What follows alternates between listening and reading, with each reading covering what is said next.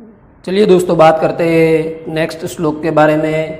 श्लोक नंबर 4 जो इस प्रकार है, जिसका हम गान करेंगे सबसे पहले कि सर्वे भवन्तु सुखिनः सर्वे सन्तु निरामयाः सर्वे भद्राणि पश्यन्तु मा कश्चित् दुःखभाग् भवेत्। दोस्तों, श्लोक पूर्ति में मंत्र पूछा जाने वाला मंत्र है। फिर से एक बात आपको बता दूं कि अभी इस साल जो 2020 में बोर्ड का एग्जाम लिया गया था, इसमें समगच्छध्वम मंत्र दिया गया था। तो 2021 में जब आप लोग एग्जाम देंगे तब शायद ये मंत्र पूछा भी जा सकता है, इसके चांसेस बहुत बढ़ जाते हैं। तो आइए हम बात करते हैं इस मंत्र के बारे में, जो विश्व कल्याण की भावना को व्यक्त करता है। हमारी जो भारतीय संस्कृति की उदात्त भावना है, वसुधैव कुटुंबकम की भावना, इस भावना को व्यक्त करता हुआ मंत्र है। और इस मंत्र में मनुष्य मात्र के नहीं बल्कि प्राणी मात्र की, यानी कि मनुष्य से भी आगे जाकर जीव सृष्टि मात्र के कल्याण की कामना व्यक्त की गई है। तो आइए हम देखते हैं इस मंत्र के बारे में। पहला जो इसका चरण है, सर्वे भवन्तु सुखिनः। सर्वे भवन्तु, यहाँ मैं नहीं बल्कि हम सब, ये भाव व्यक्त किया गया है कि सर्वे भवन्तु सुखिनः, मैं ऑल बी हैप्पी हर, सर्वे सन्तु निरामया, मैं ऑल बी हेल्थी।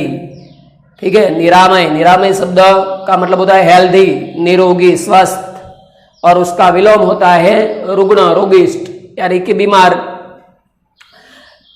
तो सर्वे सन्तु निरामयाः, यानी कि मैं ऑल बी हेल्थी, सर्वे भद्राणि पश्यन्तु, यानी कि मैं ऑल सी गुड थिंग्स, यानी कि सब जो है वह कल्याण की बाबत सोचे, कल्याण के बारे में देखे, और कल्याण सिर्फ मेरा अपना नहीं, सब एक दूसरे का कल्याण देखे। हर कोई है वह कल्याण देखता तो है, मगर मैं कहता हूं कि यहाँ स्वार्थ की दुनिया है दोस्तों। तो हर कोई अपना कल्याण देखता है, मगर यहाँ अपना नहीं, सबका कल्याण देखना है। अपना देखे इसमें कोई दिक्कत नहीं, मगर साथ साथ सबका भी सोचे। तो इसके लिए बताया गया कि सर्वे भद्राणि पश्यन्तु, यानी कि मैं ऑल सी गुड थिंग्स, मा कश्चित् दुख भाग भवेत्, यानी कि मैं नो वन बी अनहैप्पी, यानी कि कोई भी जो इंसान है, कोई भी जीव है, वह अनहैप्पी महसूस ना करे। हम अनहैप्पी कब होते हैं दोस्तों? कोई भी इंसान हो वह अनहैप्पी, मैं कहता हूं तभी होता है जब उसे यदि किसी चीज की आवश्यकता है और आवश्यक चीज उसके पास नहीं है। तो आपको जो चाहिए वह चीज यदि आपके पास नहीं है तो आप कभी खुश नहीं रह सकते। तो यहाँ बताया गया है कि मैं ऑल सी गुड थिंग्स, मैं नो वन बी अनहैप्पी, यानी कि कोई भी इंसान है वह कभी दुख का एहसास ना करे। माँ कश्चित् दुख भाग भवेत्, ऐसा कब होगा कि जब जो भी इंसान है या जो भी जीव है उसको जीवन निर्वाह करने के लिए जो भी पर्याप्त चीज वस्तु की आवश्यकता है वह उसे सरलता से मिल जाए, तो वह कभी अनहैप्पी महसूस नहीं करेगा, कभी वो ऐसी फीलिंग्स महसूस नहीं करेगा कि वो हैप्पी नहीं है। तो यह बताया गया कि हर किसी को अपना जीवन निर्वाह चलाने के लिए जीवन जरूरी जो भी चीज है, जो भी वस्तुएं है, वह सरलता से, आसानी से प्राप्त हो जाए और कोई भी इंसान दुखी न रहे। ठीक है, तो अब हम पढ़ते हैं इसका अनुवाद। मैं ऑल बी हैप्पी हर, मैं ऑल बी हेल्थी, मैं ऑल सी गुड थिंग्स, मैं नो वन बी अनहैप्पी। तो ये हुआ इसका ट्रांसलेट दोस्तों। साथ ही मैंने इसके जो टेक्सुअल क्वेश्चन है और ग्रामेटिकल क्वेश्चन है वह भी यहाँ लिख दिए हैं। कुल मिलाकर 3 टेक्सुअल क्वेश्चन है और हम बात करें तो 1, 2 और 3 ग्रामेटिकल क्वेश्चन है दोस्तों। सबसे पहला संस्कृत क्वेश्चन पूछा जाता है, सर्वे कीदृशा भवन्तु। भवन्तु शब्द है दोस्तों, भवन्तु क्रिया धातु है, उसके साथ कौन सा शब्द प्रयुक्त हुआ है? अब देख सकते हैं सुखिनः। तो सर्वे सुखिनः भवन्तु। ठीक है, सुखिनः भवन्तु। दूसरा है, दूसरे चरण में से खाली जगह निरामया भवन्तु, खाली जगह निरामया भवन्तु। कौन, किसके निरोगी होने की बात बताई गई है? मेरे या तुम्हारे? ऐसा नहीं, सर्वे यानी कि सबके। ठीक है, तो इसका आंसर है सर्वे, सर्वे निरामया भवन्तु। अगला क्वेश्चन है, तीसरे चरण में से लिया गया है। सर्वे खाली जगह पश्यन्तु, तो पश्यन्तु के साथ शब्द आता है भद्राणी। भद्र का मतलब होता है गुड। ठीक है, सर्वे भद्राणी पश्यन्तु। ठीक है, तो ये 3 क्वेश्चन है वह यहाँ पे प्रयुक्त हुए हैं।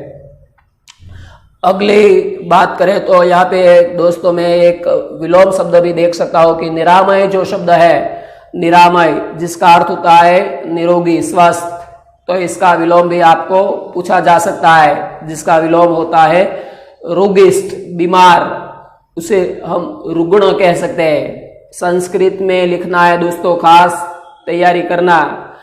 निरामय का विलोम होता है रुग्ण, रुग्ण यानी कि बीमार, अस्वस्थ।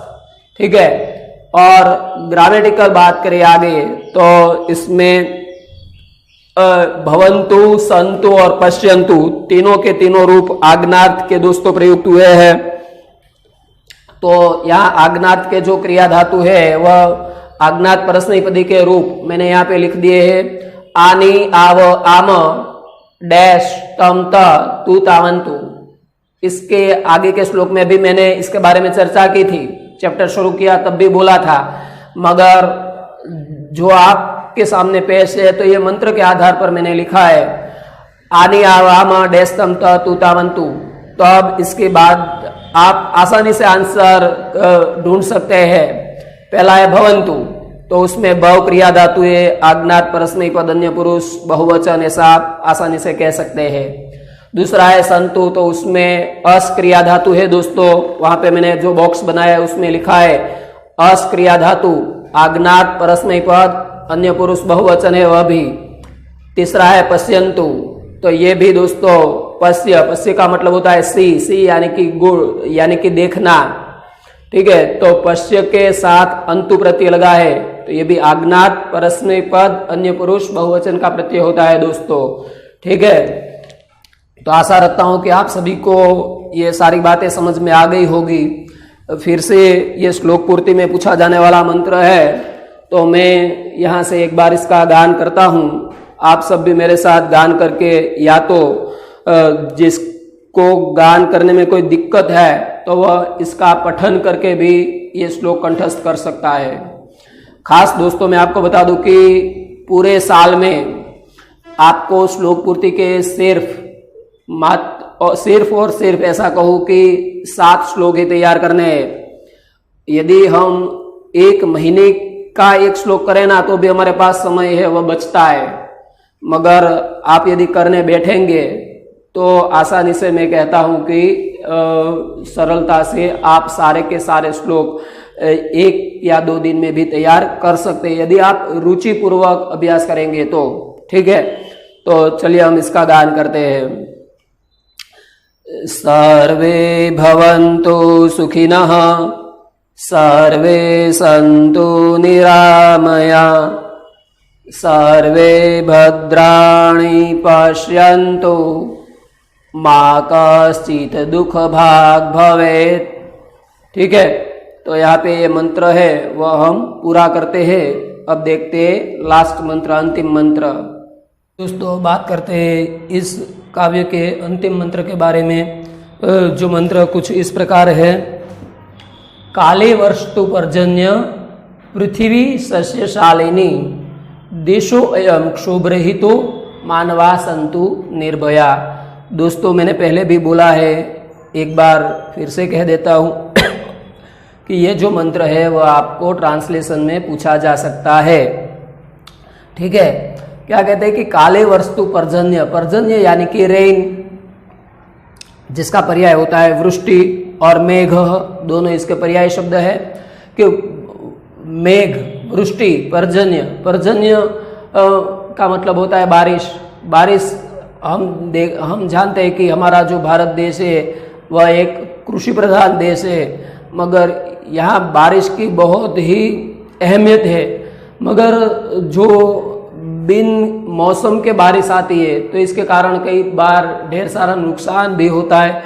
तो इस बात को ध्यान में रखते हुए यहाँ ऋषि ने बताया कि काले वस्तु पर्जन्य, वर्षा यानी कि बारिश होना, मगर कब? योग्य वक्त पर। हर काम मैं कहता हूँ दोस्तों अपने समय पर हो तभी वह सुशोभित बनता है। यहाँ कहा गया है कि may rain follow at the right time. काले वस्तु पर्जन्य means may rain fall at the right times. पृथ्वी सस्यशालिनी यानी कि मे द अर्थ, यानी कि मेरी ये जो भूमि है, ये अर्थ यानी कि पृथ्वी, लुक ब्यूटीफुल विथ क्रॉप्स। पृथ्वी ब्यूटीफुल यानी कि सुंदर कब लगेगी?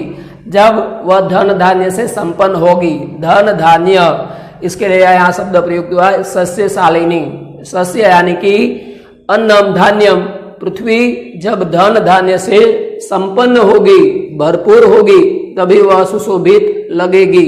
इसलिए कहा गया है कि may the earth look beautiful with crops. पृथ्वी धन और धान्य से सुंदर रहे। ये हमारी धरती जो है, हमारी धरती को हम धरती माता कहते हैं, ये सुंदर है, मगर इसकी सुंदरता में और निखार आए। और वह निखार कब आएगा? तो कहते हैं कि जब इस पर धान्य निकल आएगा, जब ये धन धान्य से परिपूर्ण होगी, उससे समृद्ध होगी तब। इसलिए कहा गया है कि ब्यूटीफुल विथ क्रॉप्स देशो अयम क्षोभरहित भवतु। ठीक है, तो कहा गया है कि मे दिस कंट्री, कंट्री का मतलब होता है देश, may this country be free from disturbance. Disturbance का मतलब होता है क्षोभ। ठीक है, तो मेरा जो ये देश है यानी कि जो भारत देश है, यह क्षोभ रहित बने। यहाँ किसी प्रकार का संकोच, किसी प्रकार का क्षोभ कोई भी महसूस ना करे। इसलिए बताया गया कि देशो अयम क्षोभ रहित भवतु, may this country be free from disturbance. और अंतिम चरण है इसका, मानवाहा संतु निर्भयाः, यानी कि may human beings be free from fear. यानी कि जो हमारे इंसान है वह किसी भी प्रकार का फेयर का मतलब होता है दोस्तों भय, डर का एहसास न करे। यानी कि हमारे देश में जो भी व्यक्ति रहते हैं, इनमें से कोई भी व्यक्ति किसी से भी किसी प्रकार का भय का एहसास ना करे। ठीक है, तो अब हम इसका पूरा ट्रांसलेट देखते हैं। तो कुछ इस प्रकार है कि may rain fall at the right times, may the earth look beautiful with crops, may this country be free from disturbance, may human beings be free from fear. ठीक है दोस्तों, तो इस मंत्र में बताया गया है कि बारिश हो तो भी वह योग्य समय पर हो। जब मॉनसून का सीजन चलता है तब बारिश हो तो अच्छी बात है। तो यही बात बताएगी कि काले वस्तु पर्जन्य यानी कि वृष्टि में पर्याय में भी कभी पूछा जाए तो भी आपके लिए वहां मैंने लिख ही दिया है कि बारिश पर्जन्य योग्य वक्त पे हो और पृथ्वी धन धान्य से समृद्ध हो, संपन्न हो, ब्यूटीफुल लगे। इससे धन धान्य से, इसके लिए शब्द प्रयुक्त हुआ है क्रॉप्स। आगे बताया गया कि may this country be free from disturbance, यानी कि मेरा जो ये देश है भारत देश, ये किसी प्रकार का क्षोभ या संकोच, जो हम कहे कि एक शर्मिंदगी जैसा जो भाव होता है वह कभी महसूस ना करे।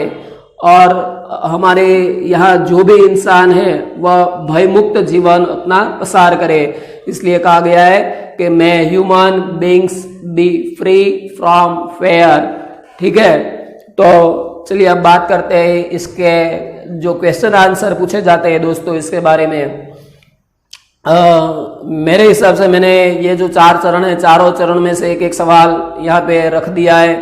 पर्जन्य कदा वस्तु, पर्जन्य काले वस्तु।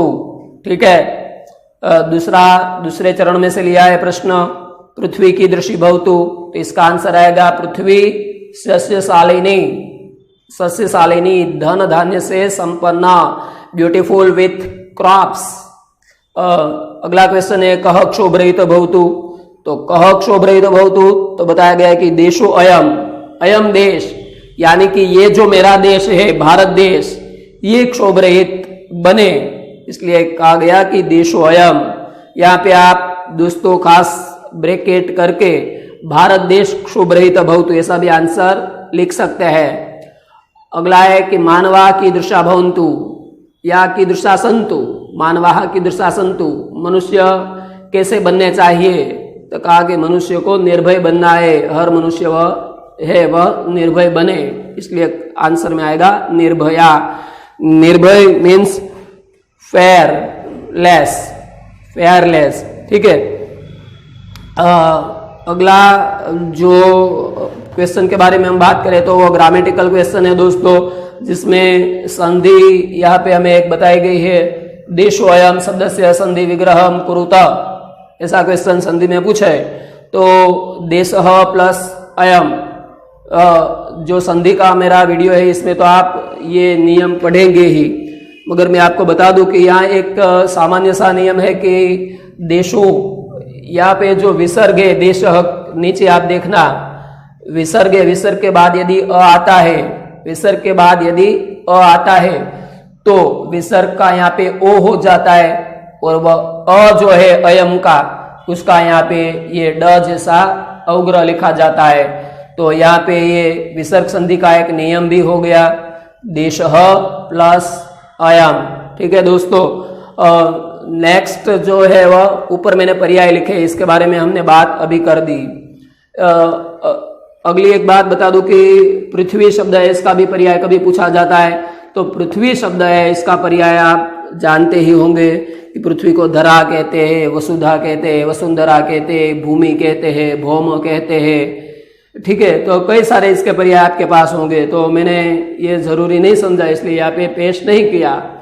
दूसरा जो प्रश्न है दोस्तों, यहाँ मैं देख सकता हूँ कि वर्षतु और संतु, तो दोनों ही अभी हमने आगे के श्लोक में जो आग्नार्थ के रूप देखे, तो उसी के रिलेटेड ये प्रश्न है कि वर्षतु है तो इसमें वर्ष क्रिया धातु है, और आग्नार्थ का तु प्रत्यय लगा है जो कि परस्मैपदी पद, अन्य पुरुष एकवचन है।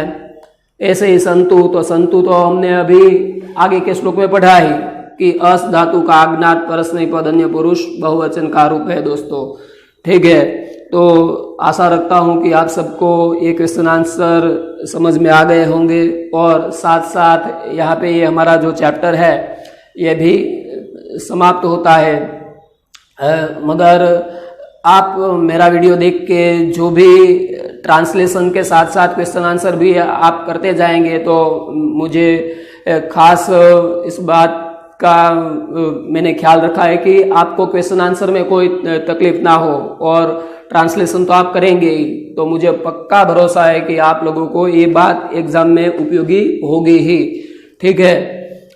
जाने से पहले एक बार फिर से इस श्लोक का मात्र मैं ट्रांसलेशन यहाँ से आपके सामने पेश करता हूँ, इसके बाद ये जो चैप्टर है इसे हम पूर्ण जाहिर करेंगे। May rain fall at the right time, may the earth look beautiful with crops, may this country be free from disturbance, may human beings be free from fear। ठीक है दोस्तों, तो यहाँ से हम इस चैप्टर को यहाँ तक रखते हैं।